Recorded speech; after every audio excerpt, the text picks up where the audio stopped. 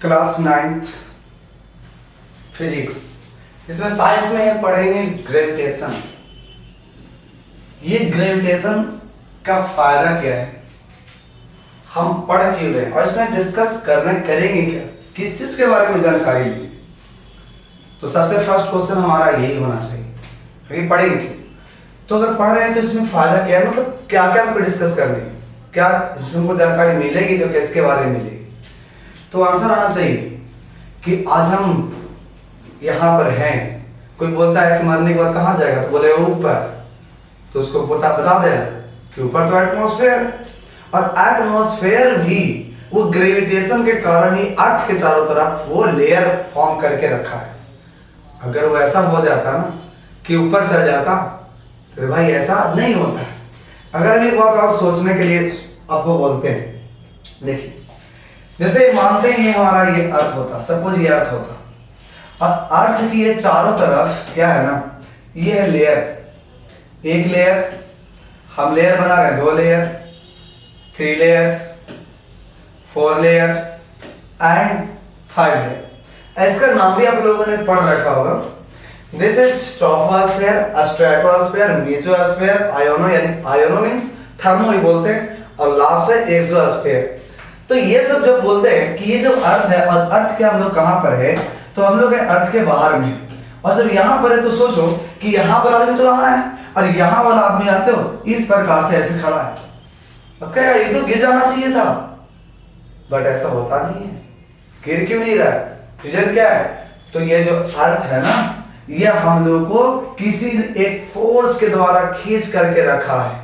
जब आप ग्लोब देखता होगा ना, तो ग्लोब की ये साइड में तुम्हें ब्लू कलर दिखेगा, और वह ओशियन, और ओशियन में देखेगा कौन सा, तो नीचे में अंटार्कटिका है, और यहाँ देखोगे पैसिफिक ओशियन, साउदर्न ओशियन। अब ये समझ में आ जाएगा कि नीचे में है तब तो उसको गिर जाना चाहिए था।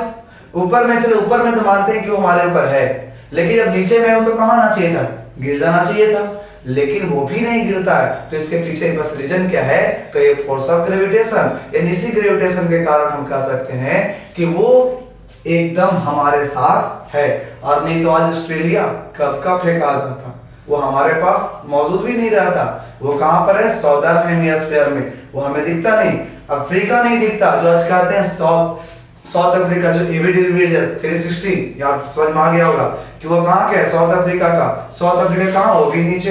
अब वो नीचे तो बताओ वो रहता नहीं आता, सब लोग क्रिकेट में मजा ले पाते नहीं ले पाते। इसका मतलब सारे ओशियन, ठीक है, सारे कॉन्टिनेंट जितने भी हैं, कंट्री से लेकर कॉन्टिनेंट, ओशियन, विलेज, सब कुछ, सब का सब अर्थ पे तभी हैं जब वो अर्थ को उसको क्या कर रहा है, एक फोर्स से खींच रहा है। उसी फोर्स ऑफ अट्रैक्शन को हम लोग क्या नाम दे रहे हैं, फोर्स ऑफ ग्रेविटेशन। बात समझ में आ रही है। तो ये जो बोलते हैं कि मरने के बाद ऊपर जाता है, ऊपर नहीं जाता है, ऊपर कुछ भी नहीं होता है। ऊपर तो एटमॉस्फेयर है, और एटमॉस्फेयर को क्या कर रहा है, वो अर्थ पकड़ के रखा हुआ है कि तुमको ना दूर जाने देंगे और ना नजदीक आने देंगे, बस तुम दूर रहो, मत उतना पर रहो, वही अच्छा है। ठीक है, इस बात को लेकर के हम यहाँ पर डिस्कस कर रहे हैं। तो बात समझ में आ गई। तो ग्रेविटेशन का फायदा क्या है, तो बात समझ में आ गया ना कि कोई चीज एक दूसरे पर होल्ड करके रखा हुआ है, तो दिस इज अ ग्रेविटेशन की वजह से ही है। अगर ग्रेविटेशन नहीं रहेगा तो एक दूसरे को वो नहीं होल्ड कर पाएगा, और वो लगता है फोर्स तब जब 2 मास बॉडी एक जगह पर हो। अगर मासेस अगर डिफरेंस हो जाए, ठीक है, मास ना होकर के एक मास और एक, मान लो कि हम चार्ज लेते हैं, तो दोनों एक दूसरे का अलग है। ठीक है, कैसे, हम मास लेंगे ग्रेविटेशन फील्ड बता देगा, चार्ज लेंगे इलेक्ट्रिक फील्ड बताएगा। अब बताओ दोनों अलग अलग फील्ड है, तो इसका मतलब ये होता है कि यहाँ पर कोई भी फोर्स एक दूसरे को नहीं लगाएगा। ठीक है, तो लगाएगा कब, जब दोनों एक तरह का हो, यानी दोनों ग्रेविटेशन फील्ड हो या फिर इलेक्ट्रिक फील्ड हो। तो हम कह सकते हैं कि अगर हमारे पास एबिलिटी किसकी हो जाए, दोनों मास का हो जाए, तो वो एक दूसरे पर फोर्स लगाना शुरू कर देगा। और जब ये मास नहीं हो, एक चार्ज और एक मास, या एक मैग्नेटिक फील्ड और अदर ग्रेविटेशन फील्ड, देन भी हम फोर्स यहाँ पर पॉसिबल नहीं कर सकते हैं। तो चलते हैं, हम स्टार्ट करते हैं कि ग्रेविटेशन में हम लोगों को तो देखिए सबसे पहले ग्रेविटेशन जो हमने लिखा और इसके नीचे एक हमने फिगर को ड्रॉ कर दिया। तो इससे क्या होता है, तात्पर्य हमारा क्या था, तो स्टोरी हम लोग बहुत बचपन से सुनते आ रहे हैं कि एक न्यूटन साहब थे, वो सब स्नान कर रहे थे, वहीं पर गए और सेब के पेड़ था, अब वहां से सेब क्या हो गया, नीचे गिर गया। अब गिर गया तो वो पूरा ले करके पूरा दौड़ के पूरे गांव घूम गए, अरे हमने पा लिया। तो पूछा तूने पाया क्या, तो बोले हमने पा लिया, बता नहीं रहे क्या क्या पाया। लेकिन जब उनको पता चला, बाद में जब बताए, सब लोगों को बताया कि हमने ये पाया कि जो ऊपर से कोई भी चीज गिरता है नीचे, तो उसका एक ही कारण था कि सभी एक दूसरे को अपने तरफ खींचते हैं, और इसको कहते हैं ग्रेविटेशन। और यही उन्होंने पाया, आज उन्हीं का पाया हुआ चीज आज हम लोगों ने देखते हैं। ठीक है, कि आखिर ग्रेविटेशन है क्या, कैसे वर्क करता है, इसके लॉ क्या है, हम इसके बारे में समझ लेते हैं। ठीक है, तो कोई भी चीज नीचे गिरता है अर्थ पे, तो हम समझते हैं कि फोर्स ऑफ ग्रेविटी के कारण गिरा है। तो यहाँ पर एक डिस्कस करेंगे, टॉपिक है force of gravitation and force of gravity, दोनों में डिफरेंस क्या है। तो देखो हम दोनों लिखते हैं यहाँ पर कि एक है force of gravitation, gravitation and second होगा हमारे पास फोर्स ऑफ ग्रेविटी,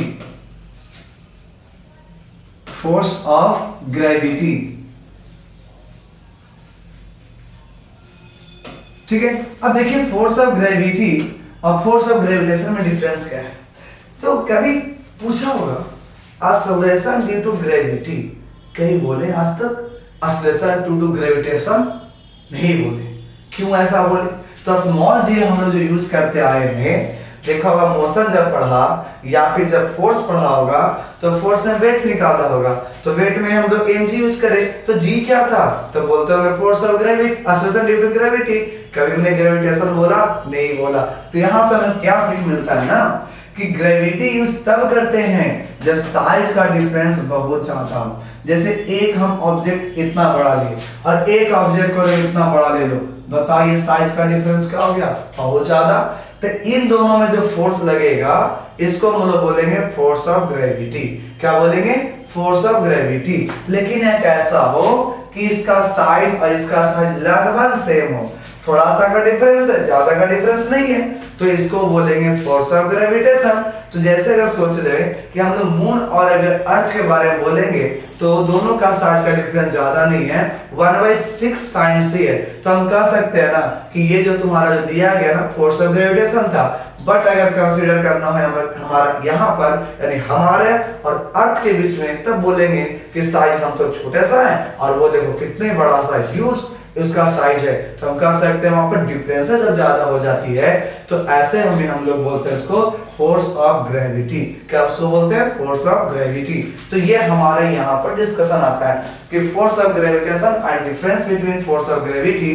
तो हम बोलेंगे साइज अगर सेम होगा तो ग्रेविटेशन बोल दो, साइज अगर डिफरेंस होगा तो साइज का डिफरेंस अगर कम हो तो ग्रेविटेशन, साइज का डिफरेंस अगर बहुत ज्यादा हो तो उसको बोलेंगे फोर्स ऑफ ग्रेविटी। इसीलिए हम लोग यूज करते हैं acceleration due to gravity, because हम हमारे पर फोर्स लगाया, कौन, अर्थ लगाया, दोनों में साइज का डिफरेंस बहुत ज्यादा था, इसके कारण से हमने यहाँ पर क्या बोला कि फोर्स ऑफ ग्रेविटी वहां पर कब, जब साइज का डिफरेंस बहुत बहुत ज्यादा हो। अगर साइज का डिफरेंस कम होगा तो ग्रेविटेशन, फोर्स का साइज का डिफरेंस ज्यादा होगा ग्रेविटी। ये डिस्कशन हमारे पास आ जाता है। तो हम लोग ये एनसीईआरटी से हम टॉपिक उठाए हैं कि आखिर इसमें हम लोग पढ़ेंगे कैसे पढ़ेंगे। तो हम लोग अंडरलाइन करके ही चलेंगे, साथ साथ पढ़ते चलेंगे। कहता है इन द चैप्टर 8 एंड 9 में जब चलेंगे तो हम लोग 8 में पढ़ा था ऑलरेडी, फोर्स पढ़ लिया, और 9 में हम लोग क्या पढ़ रहे हैं, ग्रेविटेशन पढ़ रहे हैं। तो ये जो दोनों में हम लोग पढ़े तो मोशन के बारे में ही स्टडी कर रहा है। ठीक है, we have learned about the motion of object and force as the cause of motion। कहता मोशन ऑफ ऑब्जेक्ट के बारे में पढ़े और मोशन क्यों कर रहा था इसके बारे में हमने पढ़ लिया। तो ये सब ऑलरेडी हम लोग डिस्कस कर चुके हैं। लेकिन we have learned that a force is needed to change the shape in the speed or the direction of motion of an object। कहता है कि हम लोग ये भी स्टडी कर चुके हैं कि अगर किसी का अगर हमको स्पीड को बढ़ाना है या घटाना है, दैट इज स्पीड में चेंज लाना है, फिर समझो, हम लोग को ये भी हम लोग पढ़ चुके हैं कि अगर स्पीड को बढ़ाना है या घटाना है, दैट इज स्पीड में हम लोग चेंज लाना चाहते हैं, या तो यानी इसके मैग्नीट्यूड में चेंज लाना चाहते हैं, या तो उसके डायरेक्शन को अगर हम लोग चेंज करना चाहते हैं, तो इस केस में भी हमें फोर्स की जरूरत पड़ता है। इसे लिख दिया है ना, we needed to change the speed or the direction of motion of an object. तो हमें क्या चाहिए? फोर्स चाहिए। क्या चाहिए?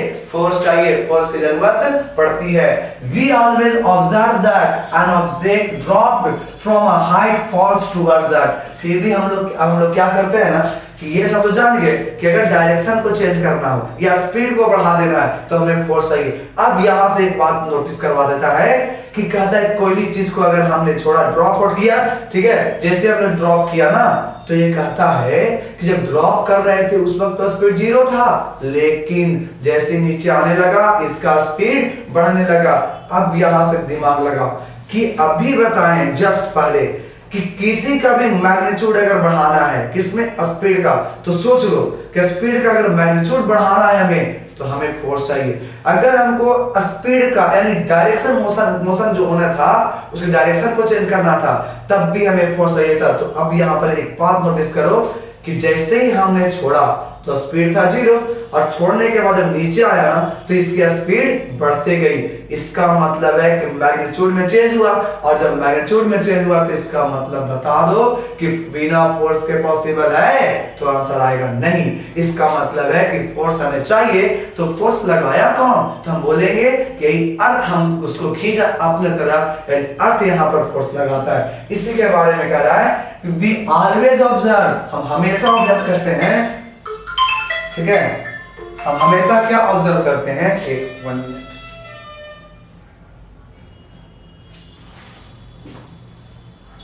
हेलो, हाँ, ओके,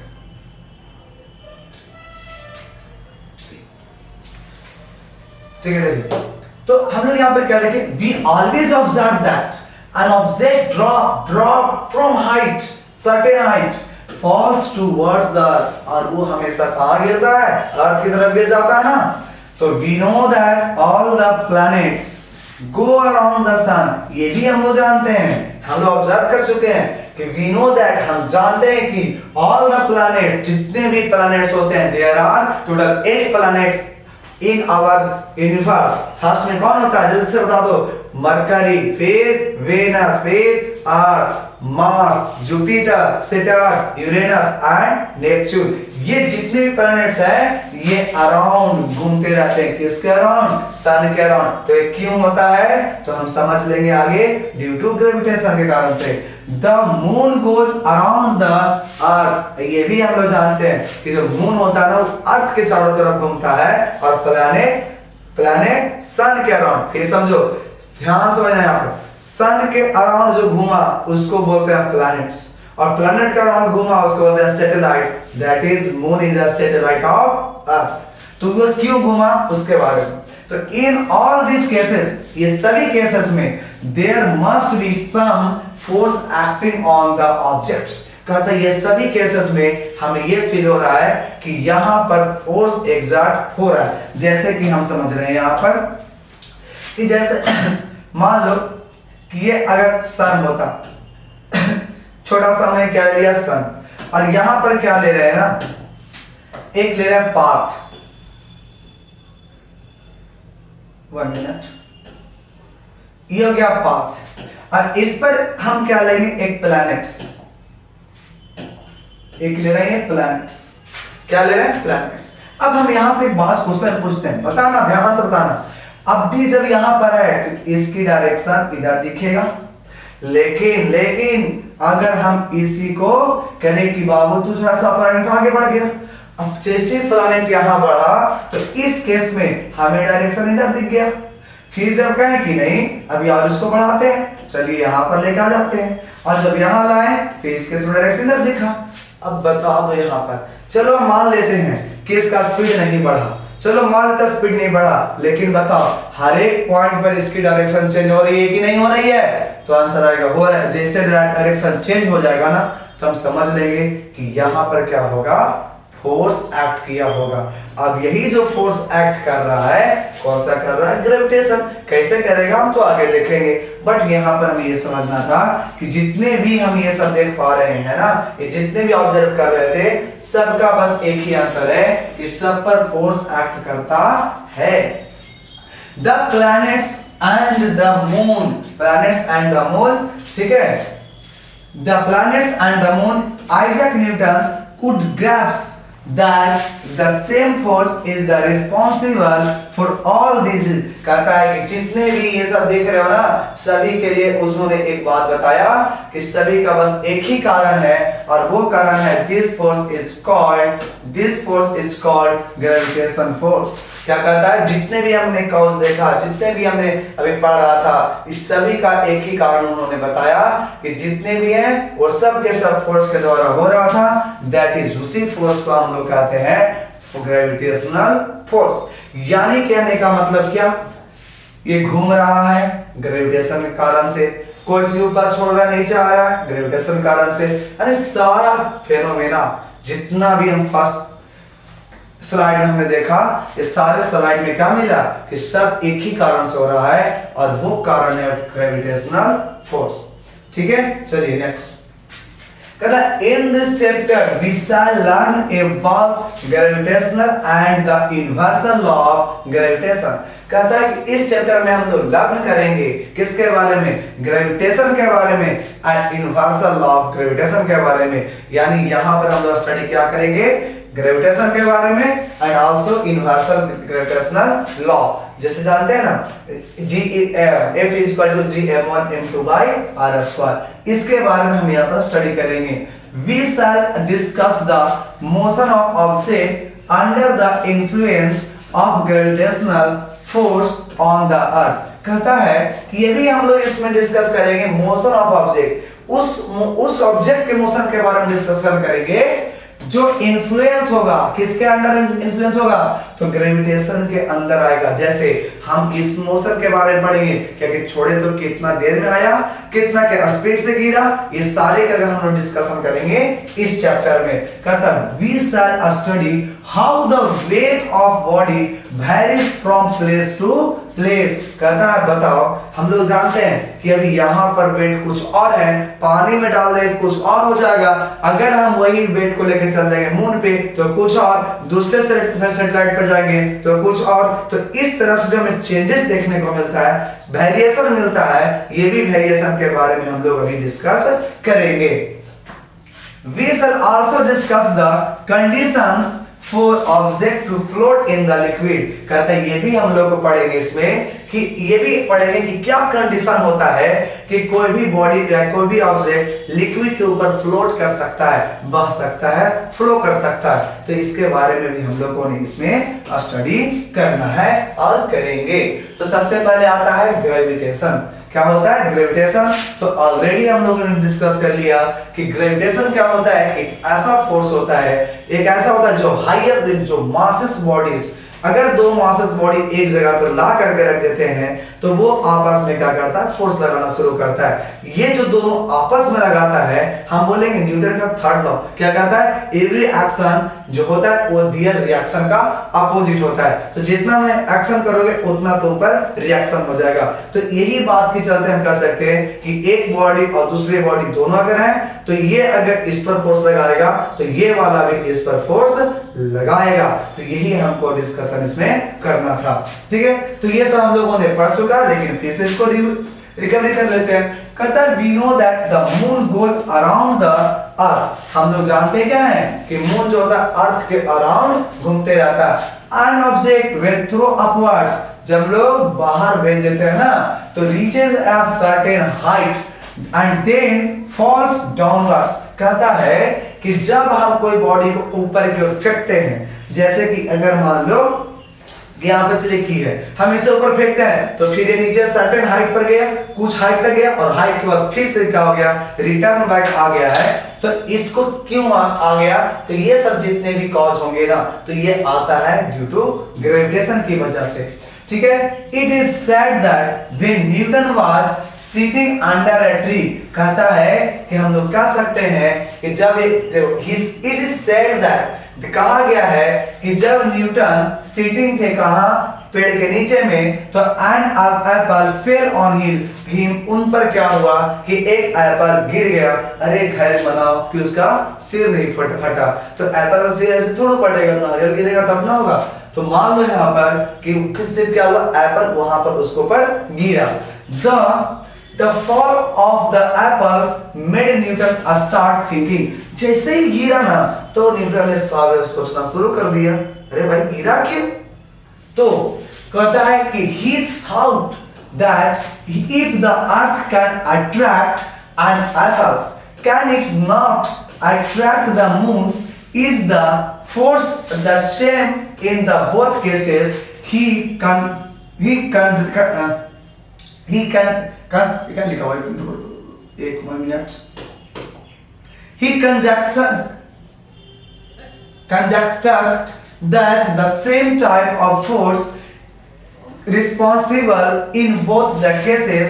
he argued जो argue होता है ना वो है, that at each point of its orbit the moon falls towards the earth instead of going off in a straight line, so it must be attracted by the earth, but we do not really see the moons falling towards the earth। इन्होंने एक बात यहाँ से सोच लिया था कि जब देखा कि चलो ये तो गिर गया, कौन गिर गया, एप्पल, तो उसने ये थिंकिंग किया कि गिरा है, इसका मतलब है कि वो ग्रेविटेशन की वजह से गिरा, यानी अर्थ किसी भी चीज को अपने तरफ अट्रैक्ट कर सकती है, ये उनका मानना हो गया। लेकिन इसके बाद उन्होंने सोचा कि तो ठीक है, मान तो लिए कि वो ग्रेविटेशन उसको किसी को अट्रैक्ट कर सकता है, तो उन्होंने सोचा मून को क्यों नहीं कर सकता है, रीजन क्या है?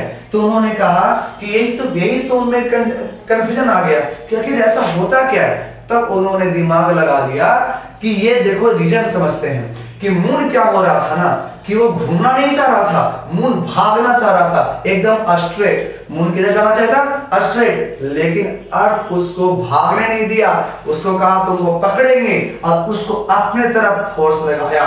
तब सोचो, एक जाना चाहेगा उधर और इस पर अगर हम फोर्स लगाएंगे तो इसकी डायरेक्शन में क्या होगी, निरंतर चेंज होते रहेगी, और जब चेंज होते रहेगा तो इस सर्कुलर मोशन मूव करना शुरू करेगा कि नहीं, तो करना शुरू करेगा। तो यही उन्होंने सोचा कि जब यहाँ पर कोई घुमाने वाला नहीं है, उस पर किसी भी तरीके का फोर्स नहीं था, तो डायरेक्ट वो नीचे तो आ गया, लेकिन उसके पास स्पीड था, किसके पास, मून के पास। तो उन्होंने सोचा कि मून का स्पीड था तो स्ट्रेट लाइन जाना चाहता था, बट वो ग्रेविटेशन फोर्स लगने की वजह से वो क्या हो गया, गोल गोल घूमने लगा, यानी अराउंड द अर्थ वो रिवॉल्यूशन में आ चुका था। तो बात समझ में आ गया?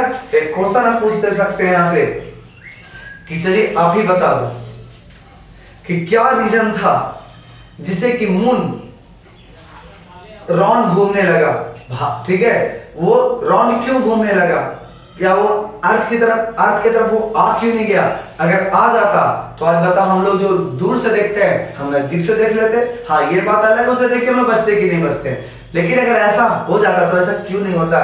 तो हम लोग यही बात बोलेंगे कि उसके पास अपना स्पीड था जो स्ट्रेट में जाना चाह रहा था, बट उसे अर्थ ने ग्रेविटेशन फोर्स से अपने तरफ उसको अट्रैक्ट किया और उसके डायरेक्शन में चेंज ला दिया, और जब चेंज ला दिया तो वो अर्थ के अराउंड वो घूमना शुरू कर दिया। तो बात यहाँ पर समझ में आ गई होगी, ठीक है। तो इसीलिए हम लोग यहाँ पर भी एक बात दिखाया गया है कि एक बच्चे को थोड़ा सा देखते हैं, यहाँ पर ग्रेविटेशन तो नहीं है बाप, इसलिए नहीं है क्योंकि इसने अटैच कर लिया है स्टोन को by the help of string, so यहाँ पर ग्रेविटेशन तो नहीं है, बट इसी का दिखाया जा रहा है मून के बारे में। तो सपोज ये वाला है, मान लो अर्थ, इसको हम लोग क्या मान लेते हैं, अर्थ। एक एक्टिविटी हम लोगों ने करके देख रहा हूं, मान इसको अर्थ मानते हैं, इसको मानते हैं मून। ये अगर सोचो कि जब ऐसे घुमा रहे होते हैं और रस्सी टूट जाए, किसी को लग जाए तो अलग बात है, अगर ना लगे तो सोचो कि जब रस्सी ऐसे घुमा रहे हैं और रस्सी टूट जाए तो वो घूमने नहीं लगता है, वो सीधे स्ट्रेट भाग जाता है, जैसे कि इधर भाग जाएगा अगर ये रस्सी टूट जाए तब। तो सोचो जब ये स्ट्रेट जाता तो ये स्ट्रेट क्यों नहीं जा रहा है, जाना तो चाह रहा है, यानी जैसे ही रस्सी ने इसको फ्री कर दिया, जाओ तो बेटा आजाद हो, तब ये सीधा ऐसे आ जाता। यानी जब ये आजाद नहीं है ड्यू टू स्ट्रिंग, इसका मतलब स्ट्रिंग उसको खींच के रखा, इसको हर एक पोजीशन पे इसका स्पीड, इसका डायरेक्शन क्या हो रहा है, चेंज हो रहा था। तो मून के साथ यही हो रहा था कि मून जाना चाह रहा था सीधा, लेकिन वो जो ग्रेविटेशन फोर्स था ना, वो उसे अपने तरफ उसको अट्रैक्ट करके खींचते जा रहा था, जिसके वजह से मून इसके अर्थ के चारों तरफ घूमने लगा। अब हम लोग चलेंगे नेक्स्ट वीडियो में, बिकॉज इसका टाइम ओवर होने लगा। 5 मिनट लगे, हम इसमें और भी देख सकते हैं। तो यहाँ पर समझ सकते हैं इस एक्टिविटी से हम लोगों ने पता कर लिया कि क्यों मून जो है ना वो अपने चारों तरफ, पृथ्वी के चारों तरफ रिवॉल्यूशन में रहता है, घूमते रहता है, क्योंकि वो अपने नहीं घूमता है, घुमाता है। कौन घुमाता है? अर्थ। तो हम लोग नेक्स्ट वीडियो में पढ़ेंगे सर्कुलर मोशन का कंडीशन, और उसी से प्रूफ करेंगे इनवर्सली जो प्रोपोर्शन होता है स्क्वायर ऑफ डिस्टेंस का, तो ये क्यों होता है, हम इसके बारे में डिस्कस करेंगे। ठीक है, चलिए। कहता है यहां से पढ़ लेते हैं थोड़ा। कहता है let us try to understand the motion of the moon by recalling activity. हम इस एक्टिविटी को रिकॉल करके देखते हैं कि मोशन ऑफ मून जो होगा सो किस प्रकार से होगा। कहता है take a piece of thread का हम एक पीस ले लेंगे, ठीक है, tie a small stone at one end and hold the other end of the thread and reel the round as shown in figure। कहता है कि क्या करो, एक थोड़ा सा पहले धागा ले, धागा में एक एंड में स्टोन बांध दो और एक एंड में हाथ रख लो, और उसके बाद क्या रील कर दो, मतलब घुमा दो। रील मतलब बनाए, मतलब लेना, उसे क्या करना, घुमा देना, और जैसे घुमाएंगे उस प्रकार से घुमा जैसे हमारा ये दिखाया गया एक्टिविटी में। Note the motion of the stone. अब उसका करना, मोशन जो स्टोन का उसको देखना। Release the thread. अब क्या करना, मोशन को देख लिए कि घूमने लगा, अब रिलीज कर देंगे किसको, छूट गया, मान लो रिलीज मतलब छूट जाना, छोड़ देना, ठीक है। अब रस्सी मान लो को छूट गया, जब छूट जाएगा तो again note the direction of motion. पहले बता, जब पकड़े थे घूम रहा था, छोड़ देंगे तो क्या घूमेगा, वो स्ट्रेट भाग जाएगा। तो इससे वो कहता है कि again note the direction of motion of the stone, और अगेन तुम क्या करो, स्टोन के मोशन को ऑब्जर्व करो और बताओ कि क्या वहां पर होने वाला है। बोलिए, यहाँ तक कोई डाउट है तो चलेंगे हम अगले वीडियो में।